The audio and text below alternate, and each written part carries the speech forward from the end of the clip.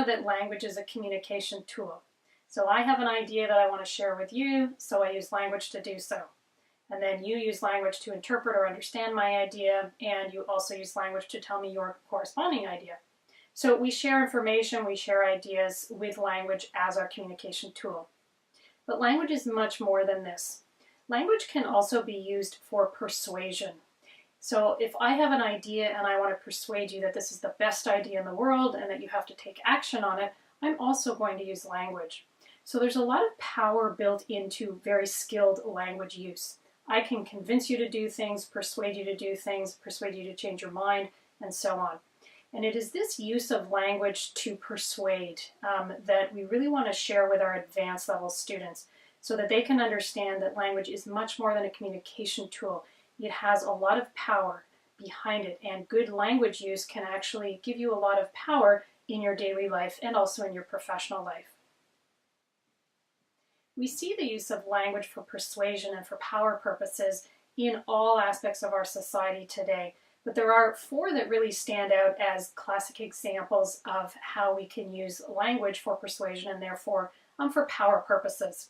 And I'll just clarify, when I use the word power, I don't mean, oh, I want to be a dictator or whatever, but I'm using power simply to say it gives me control over what I want to do. It helps me accomplish what I want to accomplish. So I'm not using power in a negative sense here. So we see language used for persuasion and power purposes in politics. That's probably the most obvious one. Okay? Politicians have speechwriters to craft very powerful, I'm going to use the word power here a lot, very powerful statements to convince people to vote for them or to support their actions. They also have people writing media releases and things like that and very much controlling their public image through the use of language. We also see the use of language for persuasion purposes in the media. So both in the news media and in the entertainment media, language is a very powerful tool. So I'm going to use certain words to tell you about news events to convince you, very subtly possibly, to take a particular viewpoint on those news events. And I'll use language in another way to engage you and keep you entertained through my entertainment media. And then finally, we also see the power of language use and the power of persuasion through language use in advertising and marketing. So companies will spend literally millions and millions of dollars to get the right wording in an advertisement or to give the right message associated with a particular product. So these are four areas of society and daily life where we really see language used for persuasion purposes and power purposes.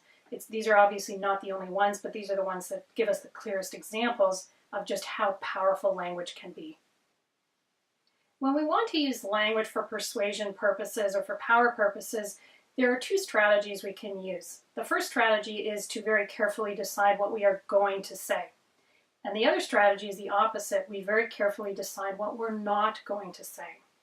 So the very first thing that we as language users need to understand, and this obviously includes our students, is that there's power in what we say and there's also power and persuasion in what we don't say.